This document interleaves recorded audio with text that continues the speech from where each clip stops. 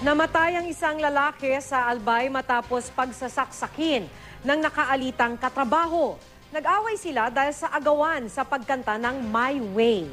Makibalita tayo kay Oscar Oida. Nang dahil sa pangusong kantang My Way ni Frank Sinatra, patay ang 44 na taong gulang na si Policardo Ricamara. Sinaksak ang biktima ng kanyang katrabaho sa isang construction site sa Albay. Sa ulat ng Legazpi City Police, napikon daw ang biktima nang agawin ng suspect na si Sammy Dakutanan Jr. ang kanta sa videoke. Kaya ang happy-happy sanang kantahan at inuman nauwi sa krimen. Di makapaniwala mga katrabaho ng biktima sa nangyari dahil masaya naman daw na umalis ang dalawa sa barracks. Mabait naman yung tao. Hindi matanggap ng asawa ng biktima ang sinapit ng mister na siya raw bumubuhay sa kanilang pamilya.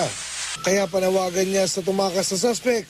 Magpakita na lang siya at magpakulong na lang ng habang buhay. Para merong hustisya man lang yung pagkamatay ng asawa ko. Marami-rami na rin ang kaso ng pagpatay sa bansa ang inuugnay sa kantang My Way. At ang misteryong ito nalathala pa noong 2010 sa The New York Times. Ayon sa artikulo, maraming videoke bar na paboritong gimikan ng mga Pilipino ang nagtanggal na ng My Way sa kanilang songbook. Oscar Oida, GMA News.